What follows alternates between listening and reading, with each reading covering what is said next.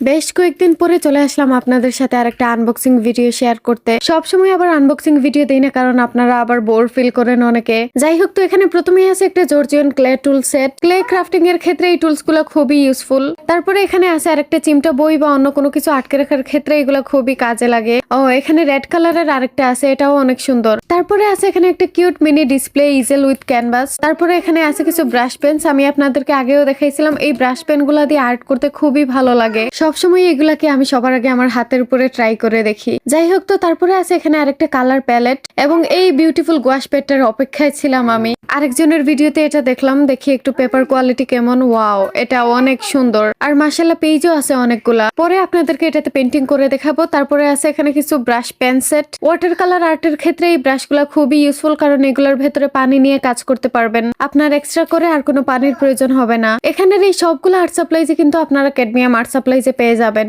যারা ড্রয়িং বা sketch art করেন, আপনাদের তো এই সেটটা অবশ্যই পছন্দ হওয়ার কথা। তারপরে আছে এখানে কিছু plastic palette knife. Thick art অথবা টেক্সচার আর্টের ক্ষেত্রে এগুলো খুবই ইউজফুল। চিকন লাইন দিতে যাদের সমস্যা হয়, এই লাইনের ব্রাশগুলো আপনাদের জন্য। তারপর এখানে ছোট্ট আরেকটা প্যালেট এবং এখানে কিছু চারকোল পেন্সিলস আছে। আর জিওরজিওনি এই মডেলিং ক্লেটা নতুন আসছে, এটাও একটু ট্রাই করে দেখবো পরে। ক্যাডমিয়ামের প্রোডাক্ট এখানেই শেষ। তারপরে এই যে জিনিসগুলো আপনারা দেখতে পাচ্ছেন, এগুলো সবই ক্রাফট ল্যাবের মোল্ডগুলো আমার অনেক ভালো লাগে। এই যে এখানে আরো নতুন দুইটা মোল্ড আসছে তাদের। এই মোল্ডগুলোর আসল সৌন্দর্য আপনারা পরে দেখতে পারবেন, যখন আমি এইগুলা দিয়ে কোনো জিনিস বানিয়ে দেখাবো। এই মোল্ডগুলোর মাধ্যমে আপনি একটু দেখেন, এই যে পাতার উপরে যে ফুল থাকে সেটা আপনি একসাথেই বানিয়ে ফেলতে পারবেন। আরো অনেকগুলো আছে, সেটা পরে দেখাবো। কাস্টমাইজ বেবি ক্যানভাস গুলো তৈরি করার জন্য এখানে আমি আরো অনেকগুলো রাউন্ড ক্যানভাস নিয়ে নিছি। তারপরে আছে এখানে আর একটা স্টিরিক অ্যাসিড, যেটা নাকি ক্যান্ডেলের ওয়াক্সের সাথে ইউজ করতে হয়, আমি আগে জানতাম না। আর এখানে আমি আরো 2 লিটার রেজিন নিয়ে নিছি, কারণ বেবি ক্যানভাস গুলো বানাতে আমার অনেক রেজিনের প্রয়োজন হয়। তারপরে এখানে রয়েছে পাম ওয়াক্স ক্যান্ডেল তৈরির জন্য।